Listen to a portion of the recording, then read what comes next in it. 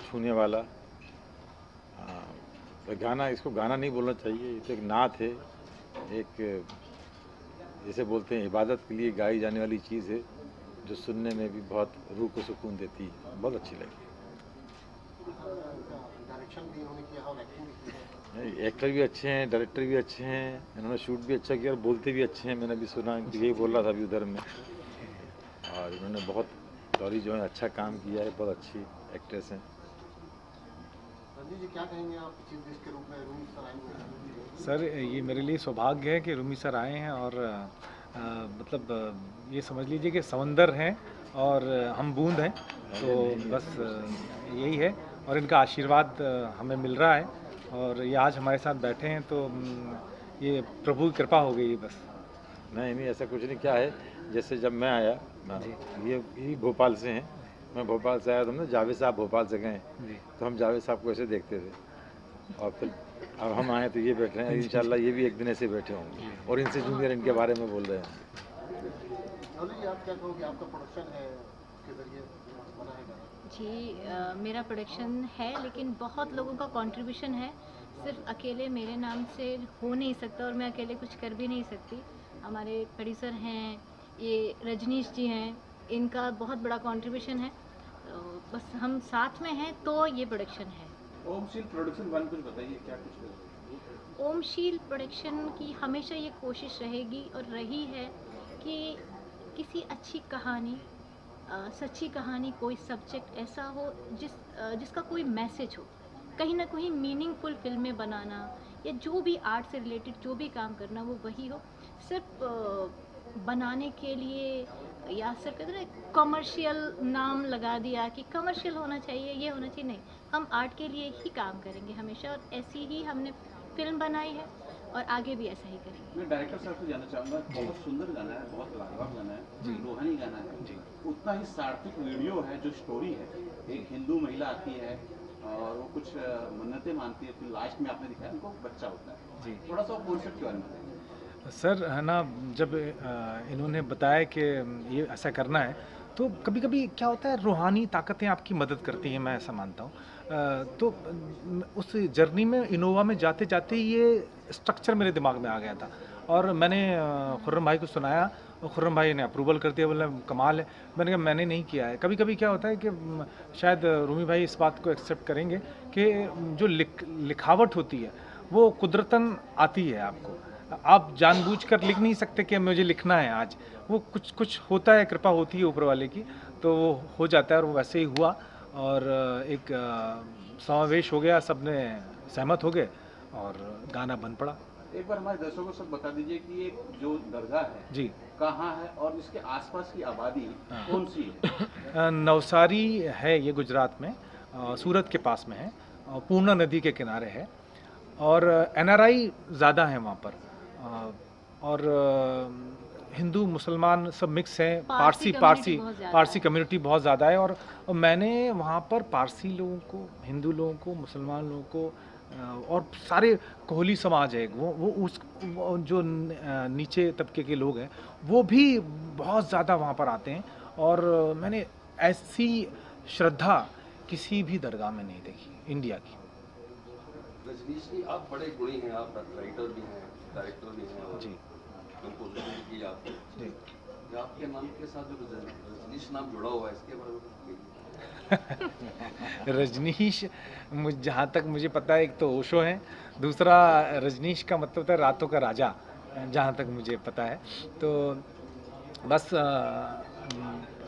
प्रभु की कृपा हुई है, और जो कुछ भी मैं कर पा रहा हूँ वो हमारे बुजुर्गों का आशीर्वाद है, और उस मिट्टी की खुशबू है जहाँ से रूमी भाई बिलोंग करते हैं।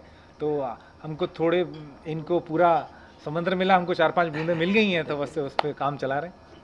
इसके बाद भी आप ये ऐसे रूहानी गीत लिखा करेंगे? जी बिल्कुल, जी बिल्कुल। आने वाली फिल्म है प्यारी तरावली द ट्रू स्टोरी, उसमें मैंने लिखा भी है, कंपोज भी किया है।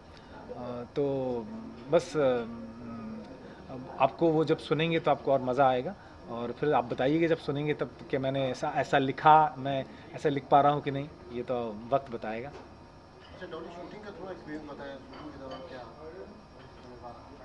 शूटिंग के दौरान, शूटिंग क्योंकि रियल लोकेशन पे थी और आधे से ज़्यादा जो रिचुअल्स थे वो रियल हो ही रहे थे। और इसमें जो मेन दरगाह के जब भी शॉट आते हैं उसमें मोंटी सैयद जी खुद हैं वो, और रजनीश जी तो पहले से ही बहुत ज़्यादा धार्मिक हैं, तो जब भी धार्मिक चीज़ों की बात आती है तो वो ज़्यादा चले जाते हैं। हम भी धार्मिक हैं पर इतना ऊपर निकाल के नहीं लाते। बहुत मज़ा आया, बहुत नई चीज़ें, हिस्ट्री जानने को मिली, कल्चर समझने को मिला, ऐसी बहुत सारी चीज़ें जो मुझे मालूम ही नहीं थी, और नए शब्द, इस्लाम के बारे में मैं बहुत कुछ जान गई जो पहले कभी नहीं जानती थी, तो मेरे लिए तो ये एक क्लास थी।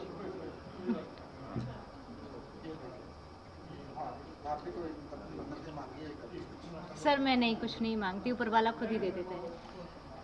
नहीं, एक चीज़ मैं बताऊं जो उन्होंने बोला, सूफीज़म हिंदुस्तान में इतना पॉपुलर क्यों हुआ? जब सूफी संत यहाँ पे आए, पहले चाहे वो नौसारी में आए, चाहे अजमेर शरीफ में, चाहे निज़ामुद्दीन औलिया हों, जितने भी हैं हिंदुस्तान के हर शहर में एक दरगाह आपको मिलेगी, हाजी अली हो, माही हो, क्योंकि सूफीज़म का जो पूरा कॉन्सेप्ट है वो है मोहब्बत का, कि खुदा से, ईश्वर से, ऊपर वाले से प्यार करो, और इसीलिए उनके दरबार में सिर्फ प्यार ही बढ़ता है। उनके आने वाला छोटा बड़ा, अमीर गरीब, ऊंची जात नीची जात, किस धर्म का उसका परवाह कभी नहीं रही। इसीलिए पूरे हिंदुस्तान में सूफीज़म इतना मकबूल है, और आज और ज़्यादा उस पर करने की ज़रूरत है, काम जो ये लोग कर रहे हैं कि उससे मोहब्बत ही फैलती है। Thank you, thank you, thank you, thank you, thanks a lot. Rumi sir बहुत बड़े डायरेक्टर हैं, बहुत बड़ी बड़ी हिट फिल्में हैं, वो उससे कोई फ़र्क नहीं पड़ता। मैं ये कहना चाहती हूँ कि जब से ये यहाँ आए हैं उतनी देर में मैंने इनको ऑब्ज़र्व किया है, ये सबसे ज़्यादा उन फिल्मों से भी ज़्यादा अच्छे इंसान हैं। उनकी बॉडी लैंग्वेज, उनकी बातें, और बहुत ही अच्छे इंसान हैं।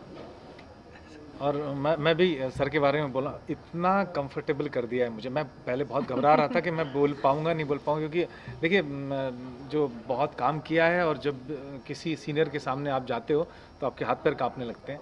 मगर मुझे जब ये एंट्री किया, जो हमारे पास बैठे, तो ऐसा लगा जैसे हमारे अपने परिवार के कोई बैठे हुए हैं, और बहुत सहज कर दिया। Thank you, thank you so much. Thank you. मेरे जो भाई है, दोस्त है मुंतज़िर अली, जिसका मोंटी सैयद नाम है, वो उनको ये गाना, ये जैसा जाफी साहब बोले, ये नात उनको उनके पास आई, और वो बोले कि अपने को कुछ बनाना है। तो डॉली से मेरी बात हुई थी कि मैं आ रहा हूँ फरवरी में, वो मैं आपको सुनाऊंगा कुछ, और मौका मिला सुनाने का, और बस एक ऊपर वाले की वो है, समझिए कि ये बहुत अच्छी चीज़ बन गई। और ज़्यादा रजनीश को जाता है काम कि उनकी सोच और उनकी जो लगन थी कि हम इसको कंप्लीट करेंगे, ये दोनों की, और उसमें हम लोग कंप्लीट करें। खाली मेरे को एक बहुत बात बोलने का है कि इमाम हिंद पीर नूर सदगुरु सैयद सादात, वो उनका मैसेज डिलीवर हुआ था 1235 इयर्स बैक। कल 27 तारीख को उनका उरूस है, उनका उरूस है कल, उरूस मुबारक है कल 27 तारीख को। और हमको, जैसा रजनीश भी बोले हैं, अभी तक बहुत पूरे सारे बोले हैं कि एक ऐसी जगह है वो कि हमको कुछ हो जाता है वहाँ जाके, तो हम लोग कोशिश करें थोड़ी बहुत। ये दोनों का बहुत बड़ा हाथ है इसमें इम्प्लीमेंट करने में।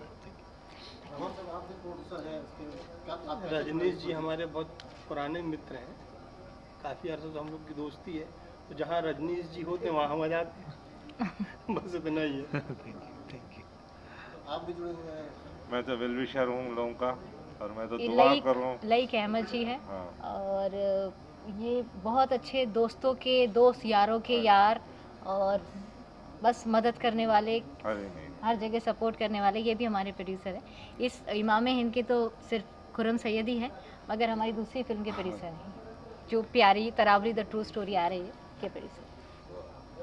खुर्रम जी, और आपका जो प्रोडक्शन हाउस है उसमें और क्या प्लानिंग है नेक्स्ट? इंशाल्लाह अभी बहुत सारी करने की ख्वाहिश है। अभी हम लोग इंटरनेशनली कुछ करने वाले हैं आइंदा, जल्द से जल्द, तो वो आप लोगों को सबको पता चल जाएगा। Thank you so much. Thank you. जो गीत हैं, इस तरह की जो शायरी और इस तरह के कॉन्सेप्ट हैं, यही हमारी ताकत है। हम पूरी दुनिया में अपनी एकता के लिए जाने जाते हैं। हिंदुस्तान से दुनिया शुरू होती है। दुनिया में जब सबसे पहला इंसान आया है तो वो हिंदुस्तान में आया है। हज़रत आदम अलैहिस्सलाम जो हैं, श्रीलंका उस वक्त हिंदुस्तान का हिस्सा था। तो हमें इस बात पर प्राउड है कि दुनिया की बुनियाद में हम हैं। और जहाँ तक बात करते हैं फिल्मों की, फिल्में हमारे समाज का बहुत बड़ा किरदार है, बहुत बड़ा आईना है। जो समाज में होता है वो फिल्में हमें दिखाती हैं। फिल्में देखने का, फिल्में बनाने के और फिल्में चलाने के अलग अलग ख्याल हो सकते हैं, लेकिन फिल्में देखिए, आज विलन कितना भी पावरफुल हो, एक हीरो आता है और वो हीरो आके उसको मिटा देता है। इसी तरह ज़िंदगी के हिस्से में, चाहे प्रॉफिट हों, राम हों, या हमारे जितने भी देवता, औलिया, जितने भी लोग हैं, ये हीरो बन के आए हैं और इन्होंने बुराई को मिटाया है। आजकल मीडिया बड़े निशाने पर है, ख़ासकर हिंदुस्तान की मीडिया। लेकिन मीडिया इतनी पावरफुल चीज़ है कि मीडिया अगर चाहे तो जो चाहे करा सकती है। तो हम, मुश्किल क्या है कि मैंने एक शेर पढ़ा था कलम के हवाले से, हम अपनी ताकत को कभी कभी नहीं जानते, और अपनी ताकत का अगर लोहा मनवा लें, थोड़ा सा सब्र है। और ये कैमरे, ये कलम, ये हमारे समाज का इतना बड़ा आईना है कि इसमें हम अपना मुस्तकबिल दे सकते हैं, अपनी नस्लों का मुस्तकबिल देख सकते हैं। तो मैं तमाम मीडिया वालों को मुबारकबाद पेश करता हूँ कि ऊपर वाले ने आपको इस काम के लिए चुना है कि आप समाज को सच दिखाते हैं। जो लोग दुनिया को, उसकी दुनिया को, हमारी दुनिया को ख़राब करना चाहते हैं, वो जब सारी चीज़ें नाकाम हो जाती हैं तो सबको बेनकाब करने का काम आप लोग करते हैं। सलाम आपको, आपकी अज़मतों को।